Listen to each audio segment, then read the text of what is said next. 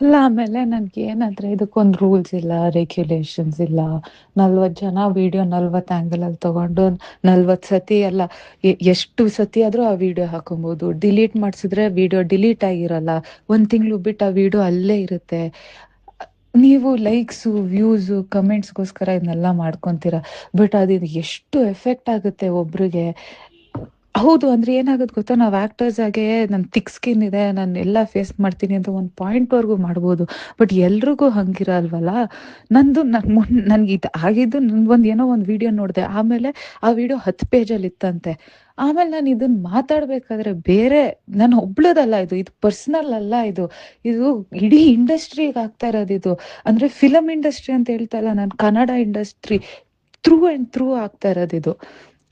ಯಾರೇ ಆಗಿರ್ಬೋದು. ಸರ್ ನಾನು ಹೇಳ್ತಾ ಇರೋದು, ಇವಾಗ ಇವೆಂಟ್ ಕರೀತಾರ, ಇವೆಂಟ್ ಕವರ್ ಮಾಡಬೇಕು.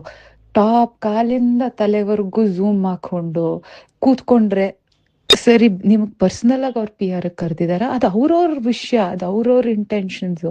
ನಮ್ಗೆ ಅದರಿಂದ ಗಿವ್ ಅಂಡ್ ಟೇಕ್ ಏನೂ ಇಲ್ಲ. It is not none of our business ಅದನ್ನ ಕೇಳಕ್ಕೆ. ಬಟ್ ಈ ತರ ಅಂತ ಬಂದಾಗ, ಕಾರ್ಯಕ್ರಮಗಳು, ಇವೆಂಟ್ಸು ಅಂತ ಬಂದಾಗ ರೂಲ್ಸ್ ಅಂಡ್ ರೆಗ್ಯುಲೇಷನ್ಸ್ ಇರಬೇಕು. ಅದೇನಾಗುತ್ತೆ, ನಾವು ಸ್ಟಾರ್ಟ್ ಮಾಡ್ತೀವಿ ಅದನ್ನ, ಅವರು ಏನಾಗುತ್ತೆ ಶೇರ್ ಮಾಡ್ಬಿಡ್ತಾರೆ.